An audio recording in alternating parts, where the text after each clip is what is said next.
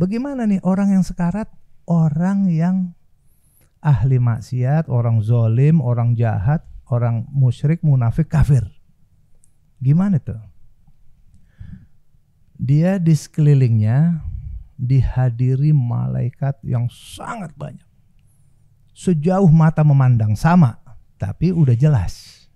Mukanya serem, mengerikan, ada di sekitar dia. Itu dia tegang dan menakutkan. Ini belum malaikatul maut datang. Dia udah seperti itu.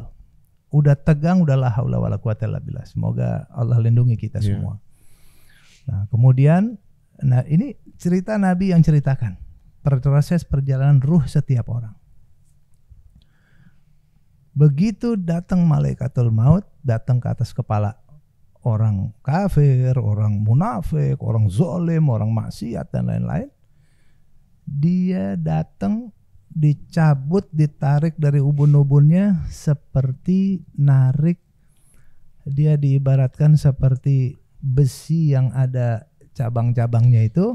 Ini kayak kawat berduri. Kayak kawat berduri, ditarik itu ikut daging-dagingnya ikut rontok. Kayak begitu cara nyabut. Ibaratnya seperti itu. Abis itu langsung direbut sama malaikat yang banyak tadi. Direbut oleh malaikat azab. Dibalutin dengan kain kafan dari neraka. Itu kain kafannya penuh duri-duri neraka. Dia dibungkus. Dia berteriak.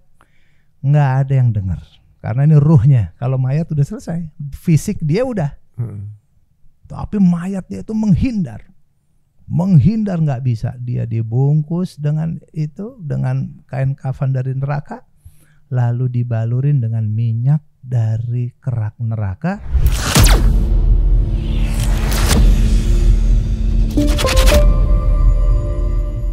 Dibukain tempat dia di neraka. Walau dia berontak, dia nggak mau, jangan, itu akan tempat kamu nanti di neraka, itu tempatnya. Lalu kata Allah, himpitkan kuburnya. Langsung himpit kuburan, alam kubur itu dihimpitkan kepada dia sampai tulang rusuknya ini, yang di depan pindah ke belakang, yang belakang pindah ke depan, berteriak sekeras-kerasnya. Seluruh makhluk mendengar kecuali jin dan manusia. Hanya jin dan manusia nggak bisa dengar teriakan orang-orang ini. Binatang dengar? Binatang dengar.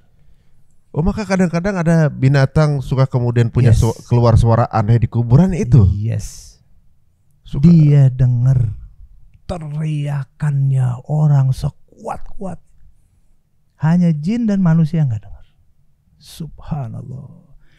Terus menerus dikasih lihat, ya Allah, dia dianiaya, disiksa segala macam, terus sampai namanya siksa kubur, sampai hari kiamat. Tapi dia selalu bilang, jangan ada kiamat, jangan ada kiamat, jangan datang kiamat, jangan datang kiamat. Sambil bilang, kembalikan saya, saya mau balik lagi, saya mau mengerjakan amal baik, saya mau sedekah, saya mau ini, saya mau itu. Semua udah selesai. Itu yang terjadi. Nah, nanti apa nih kehidupan ruh nih di alam kubur? Kalau badan tugas sudah selesai kan? Ruh ini dia bisa ngapain? Nah, saya biasa buat daurah. Daurah ini biasa kita buat berapa hari gitu untuk mengenal perjalanan ruh manusia ini gitu. Kalau fisik ya kita udah tahu deh. Dimandiin, dikafanin, dikuburin, disolatin, apa itu fikih syariat udah ada. Nah, perjalanan ruh ini kita perlu tahu. Nah, kemudian di alam kubur kita ngapain aja?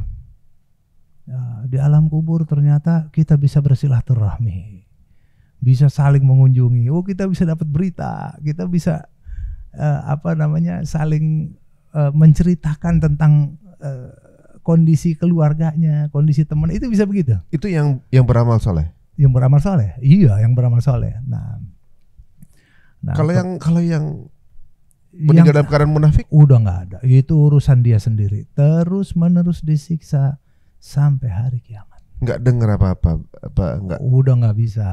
Justru kalau ada yang begitu suka-suka dikasih berita tentang keburukan-keburukan yang tambah persiksaan dia di neraka. Nah, sebenarnya cukup panjang sekali. Nggak mungkin kita ceritain sejam 2 jam. Apa yang intinya Nabi sudah mengajarkan secara gamblang, jelas, panjang lebar. Ya tinggal kita pelajarin. Jadi begini Mas Ari, ada satu pesan Imam Ali kepada anaknya, Al Hasan. Ya Hasan ya bunayya, udrusil mauta wa ta'allam hujayyidan hatta idza ja'aka fala yafja'aka fala yabharak.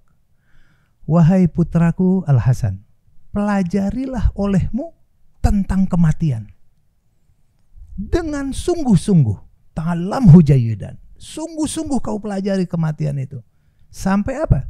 Sampai idza ja'aka, apabila kematian itu datang kepadamu, tak membuat engkau goncang dan tidak terlalu membuat engkau kaget. Pelajarin dulu dari sekarang. Kan bisa, itu anak muda tuh, diingetin. Pelajarin. Itu kasih sayang orang tua kepada anaknya. Supaya anaknya punya persiapan. Oh, saya ini bakal menghadapi urusan besar. Ibaratnya kayak kita nih mau pindah rumah. Kita mau pindah misalnya ke Amerika. Tinggal ke Amerika. Tentu apa yang kita jalanin sekarang? Sebelum pindah, kita pelajarin dulu tuh. Amerika bahasanya apa sih? Makanannya apa sih? Cuacanya apa? Budayanya apa? Aturan-aturannya apa? Undang-undangnya apa? Yang boleh apa? Yang nggak boleh apa? Kita pelajarin dulu semua sebelum kita ke sana. Ya. Itu kalau udah kita pelajarin, kita punya keputusan pindah apa enggak. Kalau pindah kita udah tahu. Itu negeri yang masih memungkinkan kita untuk balik ke dunia, balik pulang kampung. Oh ternyata gua nggak kuat di sini, pulang kampung, balik lagi. Gimana kalau kita bakalan pindah ke tempat yang kita nggak bakalan balik lagi? Tentu kita persiapannya akan sungguh-sungguh. Itu titiknya di situ. Nggak ada salahnya anak-anak kecil belajar ilmu sekarat, ilmu nolongin orang yuk, husnul khotimah yuk. Nah saya buat dalam pesantren Yayasan Ar-Raudhah Husnul Khotimah yang saya buat ini, tempatnya di Megamendung.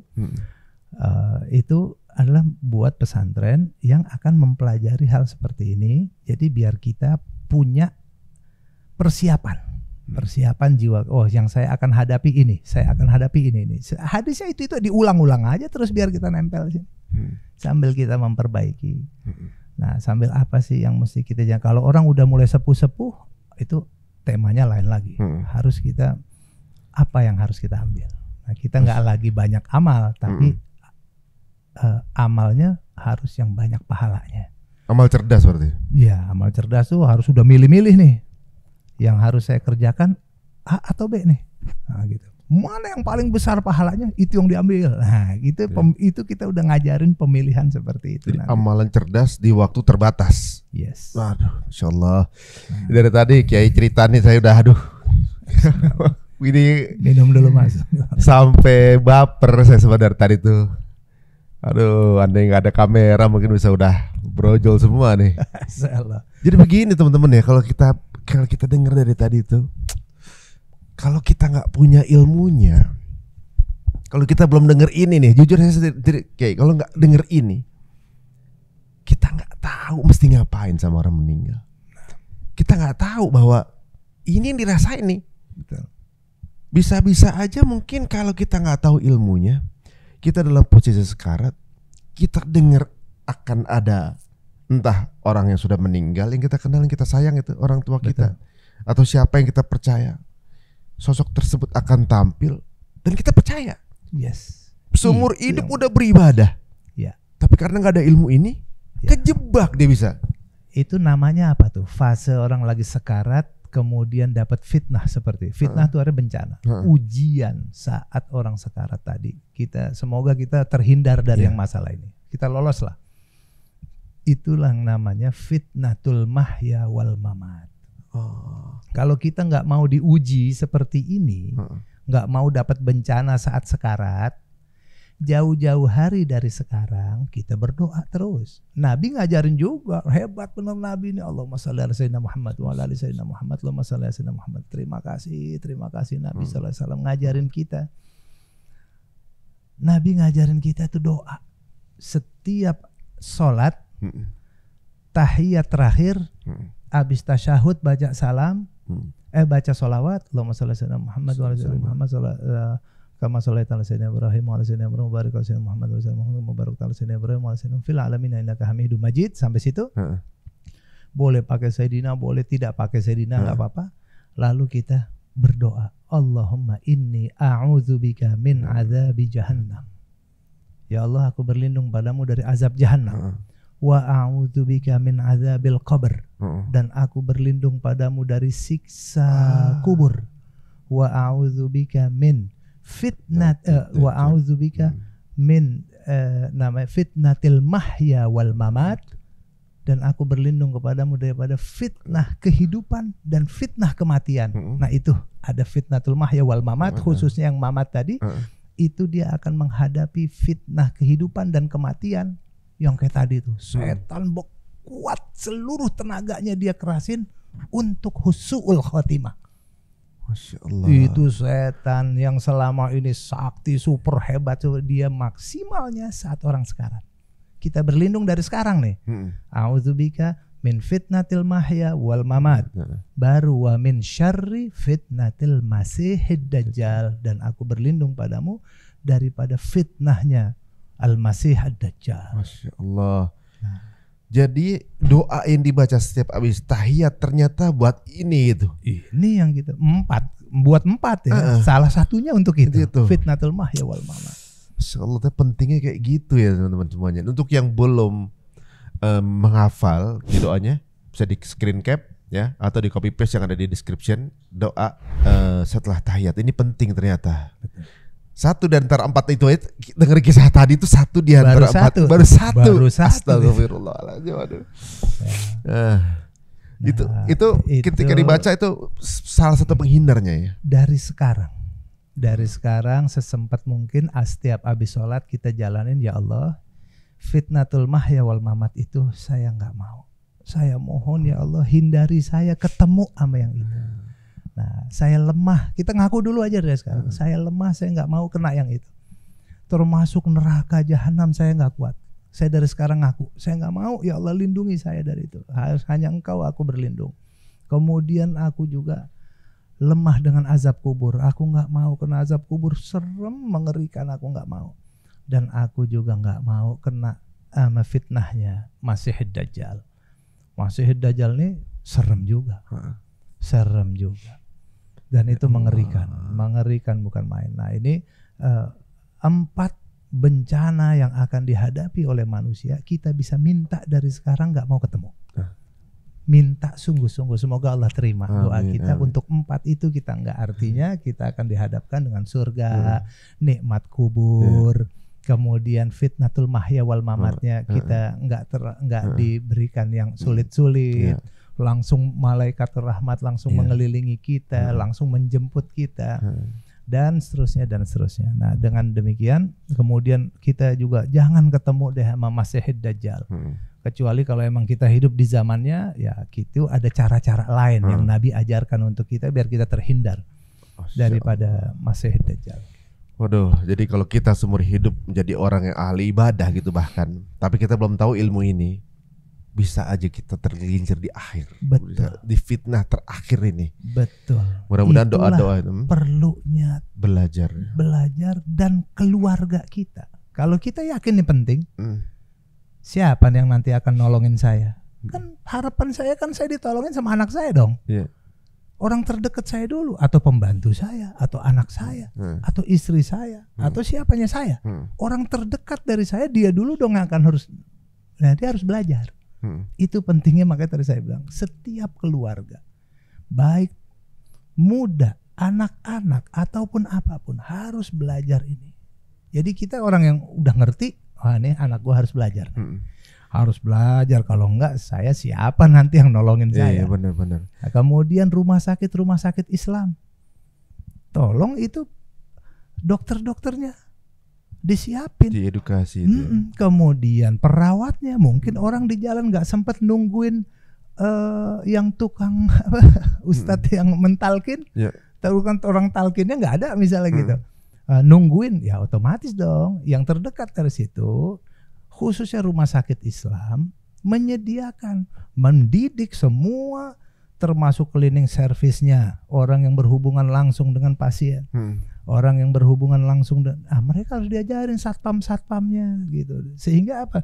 Ketika ada orang yang sedang datang sekarat waktu itu, tertolong dong dia, nggak mesti nungguin keluarganya udah gimana di mana, dia duluan yang bantuin sebagai saudara muslim gitu.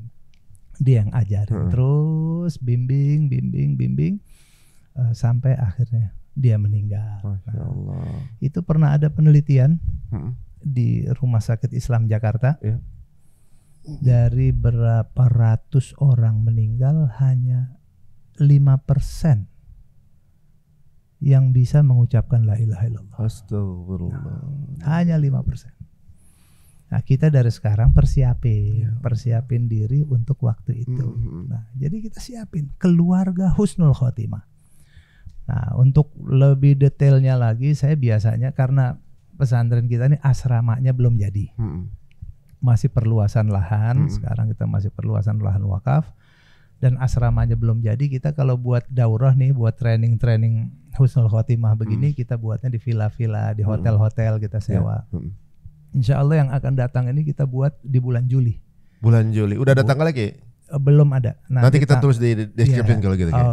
Di tanggalnya kita buat daurah untuk keluarga husnul khotimah. Masya Allah.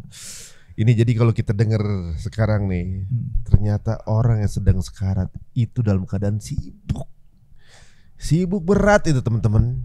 Di mana di situ dia nggak boleh salah keputusan. Di perkara ini kalau nggak ada ilmunya bisa kita salah, bisa kita kejebak gitu. Misalnya nih Kiai, ketika dia bilang kamu murtad aja begitu, dengan arwah yang udah nggak bisa ngapa-ngapain. Misalnya dia bilang kamu murtad, kamu nggak usah ngomong, kamu nggak usah ngomong, kamu cukup kedip aja kamu udah bisa murtad.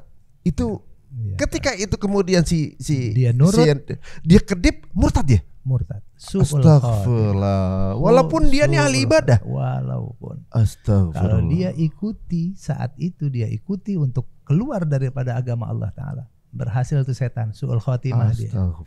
Bersama sama setan dia sampai akhirnya. Makanya kita nggak boleh sombong. Nabi SAW ada ingetin dalam hadis sahih, ya, di dalam kitab hadis Arba'in Nawawiyah, dikatakan bahwasannya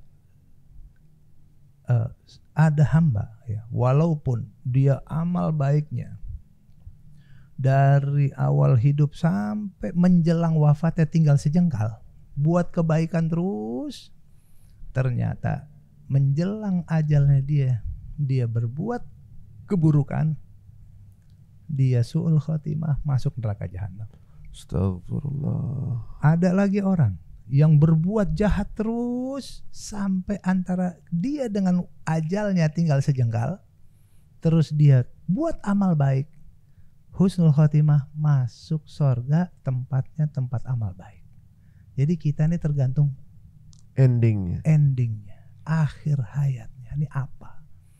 Nah, makanya nanti kita akan pelajari tuh di situ apa sih ciri-ciri husnul khotimah. Iya, aduh, ini kayaknya perlu berapa sesi nih sama kayak ini, aduh. Dan apa namanya, bukan berarti kita hidupnya beramal buruk juga, jangan juga. Biasanya kita dipanggil tuh dalam keadaan apa yang sering kita lakuin ya kayak. Iya. Cuma kita nggak pernah tahu kapan meninggalnya, itu aja masalahnya kayak. Betul. Nah itu. Mau kita beramal buruk, biar ujungnya aja nih saya nih baru masuk surga, dia kan nggak tahu kapan meninggalnya nih. Aduh. Betul. Nah itu yang paling dikhawatirkan oleh setiap manusia. Nah sebenarnya yang Allah rahasiakan ajal kita ini yang bikin kita ini sebenarnya gelisah terus dan selalu untuk berbuat baik dan berbuat baik, dan tidak boleh ada rasa sombong. Sombong itu yang membuat dia akhir hayatnya nanti jadi su'ul khotimah. Astagfirullah. Saya orang baik, saya begini, saya hebat, saya ini, kemudian muncul setan. Ayo ujub-ujub. Nah, ini kita nih itu belajar juga apa yang membuat kita nanti bisa su'ul khotimah apa. Nah, itu kita penting untuk pelajarin. Nah, jangan sampai kita siasat-siasat setan untuk menjebak kita masuk pada su'ul khotimah. Kita pelajarin. Waduh. Itu jadi kalau kita lihat tadi orang di Gaza, orang di Gaza ini ataupun para syuhada, ketika dia ditarik senyum, itu ketika dia lihat apa tuh bisa senyum? Iya itu dia. Itu antara keimanan hati dia sama wajahnya itu udah sama. Apa yang dia lihat dengan yang, jadi dia tuh terbawa gitu. Oh ini yang namanya bidadari gitu, dia langsung senyum gitu. Karena dia emang Nabi ngajarin gitu, kayak apa sih bidadari gitu. Jadi semua keinginan selama dia berkorban itu bisa ketemu Rasulullah, bisa ke jannah, bisa ketemu Allah, semua itu harapannya udah di depan gitu. Di depan. Nah itu yang suka-suka kelihatan dia jadi senyum atau wangi keluar. Nah itu. Ini episode ini lumayan nampol sih menurut saya nih teman-teman semua ya. Jadi apalagi di part tadi Kiai ngomong namanya, siapa dia, julukan, panggilannya apa, itu saya langsung Allah, panggilan saya apa ya gitu. Yang berasa dulu di mana waktu zaman-zaman bandel ada sebutan bandel, pasti itu ada. Kenapa ya setiap kalau lagi berbuat maksiat zaman bandel-bandel gitu, mudah-mudahan dijaga Allah gitu ya. Amin. Selalu kita nyari sebutan. Aduh jangan sampai Bapak. Aduh. Astagfirullah. Ini episodenya kayaknya memang kayaknya kita bakal ketagihan next ya sama Kiai. Ini menarik nih.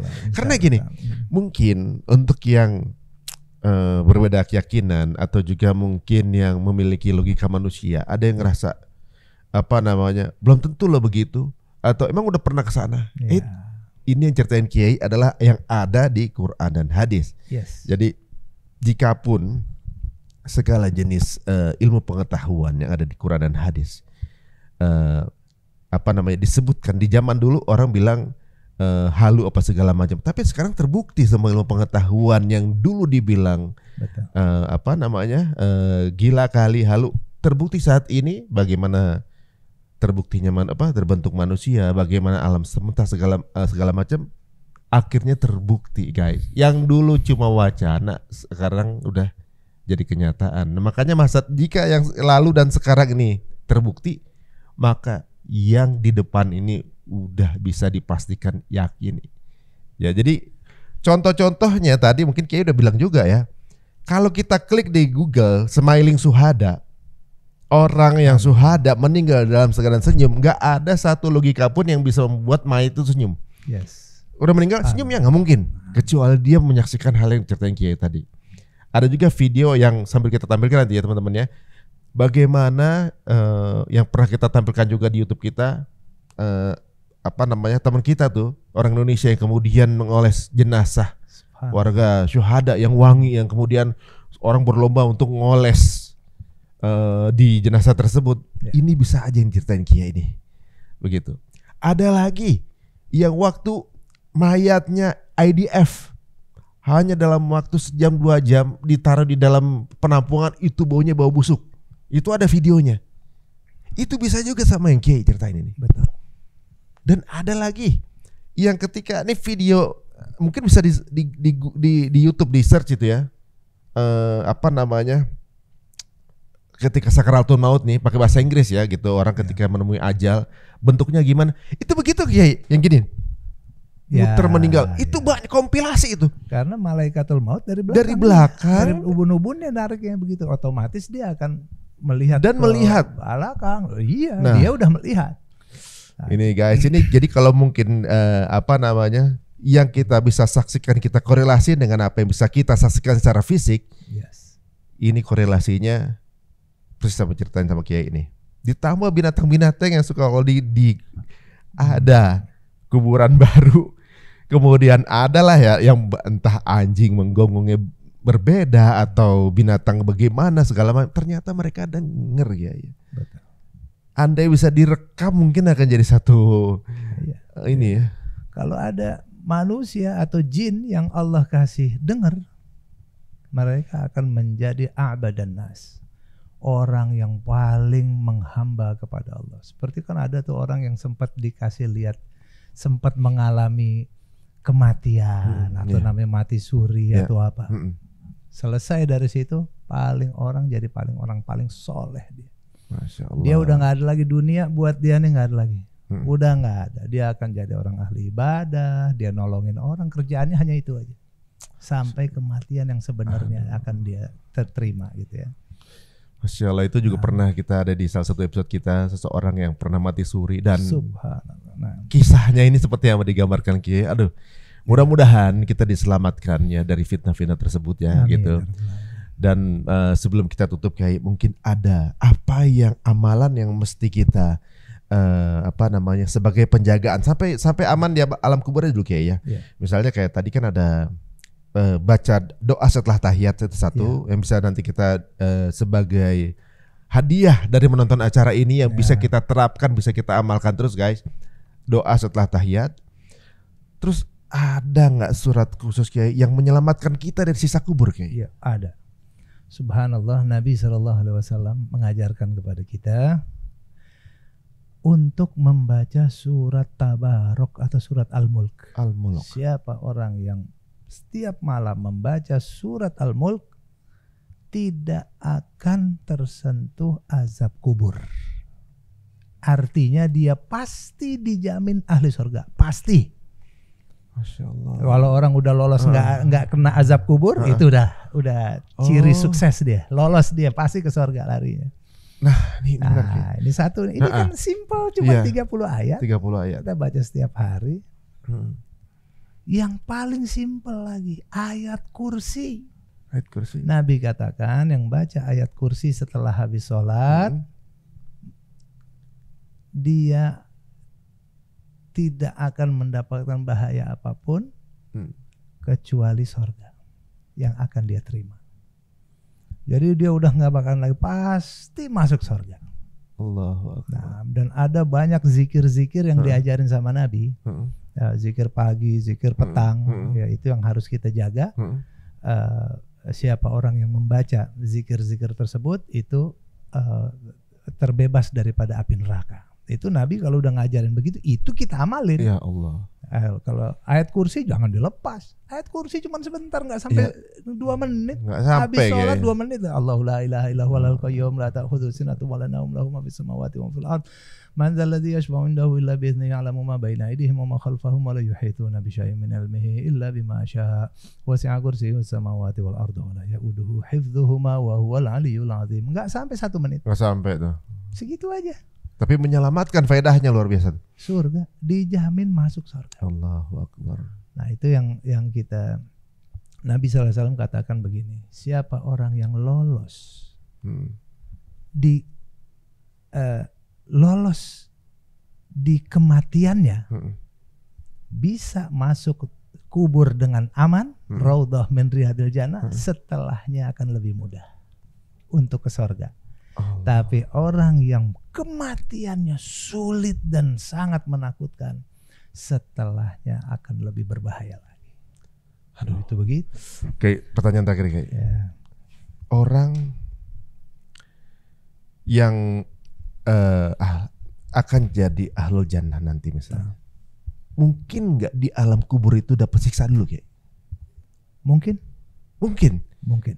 Oh, jadi maksudnya belum tentu selamat gitu sih sabur. Seorang muslim kalau memang banyak maksiatnya banyak gitu misalnya, dia melakukan perbuatan-perbuatan zalim, dia bisa disiksa dulu di kubur, bisa juga disiksa di neraka, dicuci sampai habis, baru nanti dia masuk ke surga. Orang muslim pasti masuk surga, tapi perkara langsung atau tidak, nah ini proses pengadilan dulu. Kita belum cerita pengadilan nih, kita akan apa yang kita hadapi. Nah cerita pengadilan ini itu perlu juga waktu panjang. Pengadilan Allah ini seperti apa, nanti kita dia sidang sama Allah Ta'ala seperti apa, hubungan kita sama manusia kayak apa, perbuatan kita seperti apa. Nah ini juga gak ada salahnya kita pelajarin. Iya. Itu sirat apa sih, itu jembatan. Kemudian pengadilan nanti kita padang mahsyar di Palestina, nanti kita semua akan dibangkitkan di Syam, di Palestina. Palestina itu jadi walaupun kita dikubur di Indonesia, dibangkitkan nanti di sana. Insya Allah. Nah, insya Allah. Waduh, ini ada babak berikutnya teman-teman semuanya. Jadi itu tadi kalau orang-orang banyak yang terlalu optimis, orang Islam pasti masuk surga kok gitu. Kemudian hidupnya main-main gitu. Masuk surganya, kecelup dulu nggak? Itu dia. Siksa kubur aja belum tentu kuat kita, apalagi siksa neraka gitu. Betul, kan.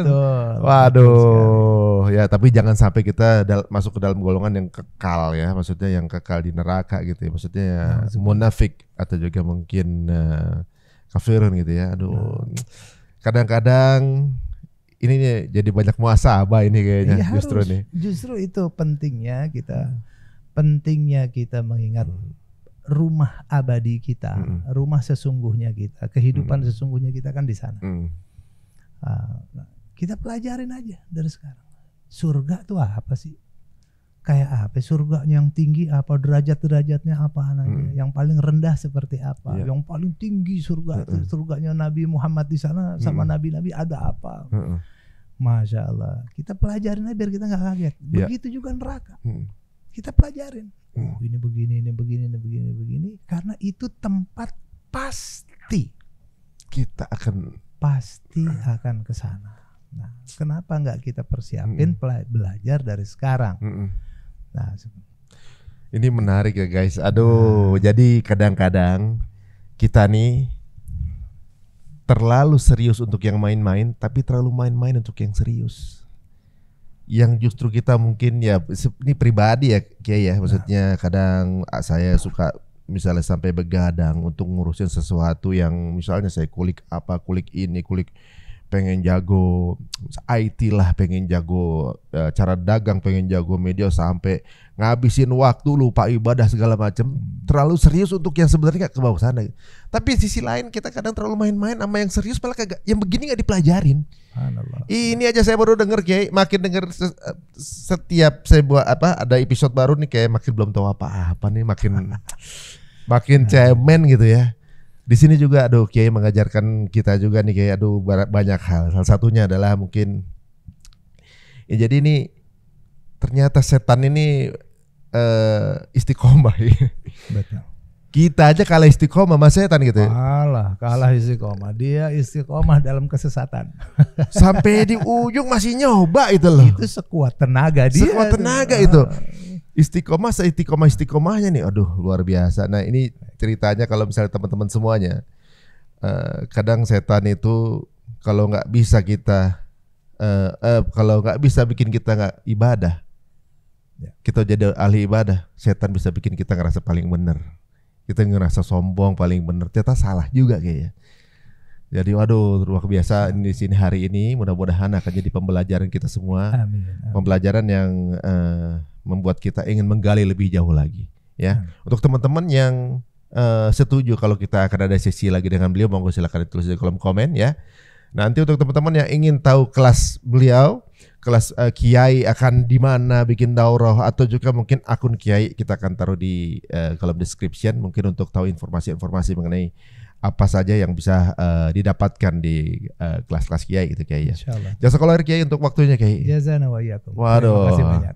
Mudah-mudahan ini juga semua ini untuk saya juga. Yang saya ngomong begini itu bukan untuk antum, sebenarnya buat saya sendiri juga. Jadi saya kan tahu cuman sedikit. Nah, tapi dengan saya menceritakan, saya mengingatkan diri saya sendiri. Ini buat kita sebenarnya, muhasabah untuk kita semuanya. Nah, semoga kita semuanya digolongkan semuanya dengan satu golongan, yaitu orang yang selamat semua. Amin ya rabbal alamin. Mudah-mudahan jadi pahala jari antum. Amin ya rabbal alamin. Terima kasih teman-teman semuanya untuk yang menyaksikan, dan mudah-mudahan jika dirasa tayangan ini menginspirasi atau perlu diketahui saudara yang lain, monggo silakan di-share link ini sebanyak-banyaknya. Jazakallahu Kiai, mudah-mudahan Allah selalu menjaga antum dan juga keluarga, dan menjadikan ini amal yang tidak terputus untuk antum dan keluarga. Amin ya rabbal alamin. Sampai ketemu lagi di episode berikutnya dari Cerita Untung. Assalamualaikum warahmatullahi wabarakatuh. Assalamualaikum warahmatullahi wabarakatuh.